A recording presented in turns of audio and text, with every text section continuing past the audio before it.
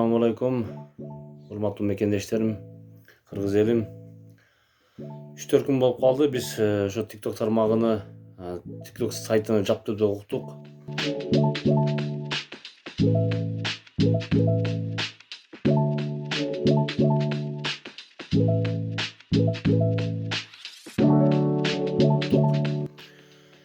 TikTok сайтында кимдир бирөө сабак алып жатат, кимдир бирөө жакшы жакка колдонуп жатат. Кимдир бирөөлөр ак бала, бауыржан ошогон инсандар жаман жакка колдонуп жатат. TikTok тармагын жапканы биз колдодук. Бирок TikTok тармагын жапканы менен ошо VPN менен кирбей турган кылып бир жол жаап койсоңуздар жакшы болот эле. VPN менен киргени менен башка TikTok тармагында жаман ыплас, уяттуу, ошо баягы жаман видеолорду чыгарып аткан батылчылыктерди ошолорду жок кылыш керек эле. TikTok тармагын жапканга жараша VPN менен да кире албай турган кылып жаап коюш керек эле. Кимдир бирөө VPN менен кирип, жанагы эле батылын ойноп жатат.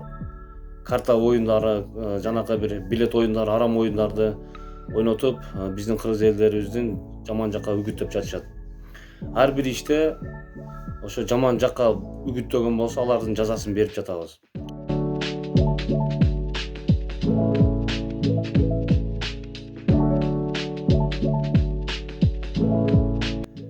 Кимдир бирөөлөр дин маселесинде болобу, дүйнө маселесинде болобу, жаман жакка үгүттөп жаткан болсо, алардын жанакындай бир мыйзам чегинде жазасын берип жатабыз да. Бир ошондой TikTok тармагында, YouTube тармагында ким жаман жакка үгүттөп аткан болсо, биздин кыргыз мекенибизде кыргыз жаштарыбыздын жанагы бир жаштардын мээсин угулап, жаман жакка үгүттөп жаткан ошо ак балага окшогон инсандардын жазасын бериш керек эле. TikTok'ту жаап койгону менен алар VPN менен кирип, дагы деле ошол нерсени колдонуп жатышат. Ага окшогон инсандарды TikTok'ту жаппаса деле, жанакы ак балага окшогон инсандарды, жаман жакка үгүттөгөн инсандарды алар туура жолго салып, өтө чоң суммада штраф салып туруп, аларды катуу жазасын бериш керек. 15 сутка эмес. Мен ойлойм, бир 5-6 жылга ошол соттоп салыш керек деп ойлойм менчи. Себеп канчалам биздин жаштарыбыз бар, ошолордун жанакы жаман жакка үгүттөп, жаман ыплас иштерди кылып, өзүнүн заарасын ичкендер болуп атат, батыл ойноп. Аларды көрүп биздин жаштар да бузулуп жатышат. Эми бир эле ошо ак баланы жамандабайлы, ата-эне дагы өзүнүн балдарын контролдоп, жанакы телефондорду алып бербей, Шуак устазыбыз айткан, мен мүмкүнчүлүк болгондо деп айткан. Балдарды ошол үйлөнгөнгө чейин, 18-19 жашка чейин, кыздарды 18-19 жашка чейин, ошо турмушка чыкканга чейин жанагы смартфондорду колдонуп, WhatsApp сайттарын колдонгон ушундай телефондорду колдонгонго мүмкүнчүлүк бербейт элем деп ошентип айтышкан да. Ошон үчүн биз бир эле алар жаман баягы TikTok'та жаман иштерди кылып жаткан инсандарды жаман көрбөстөн, аларды эле жамандабастан өзүнүн балдарды дагы жакшы сөз менен, ислам менен тарбиялап, алар дагы карасак жакшы болот эле. Биз канчалаган башка мамлекеттерден алып келип, кандай бир жакшы бир аты чыккан, заты чыккан Владимирский дейбиз, жанагындай породалуу жылкыларды, жанагы Арашан деген кочкорлорду багып, аларга мээр берип атабыз, көңүл буруп атабыз дагы, бирок өзүбүздүн балдарыбызга мээр бербей атабыз. Телефон алып берип коюп атабыз, болду. Сен ишиң бүттүбү, сабагыңды аткарып атасың, болду деп коюп атабыз.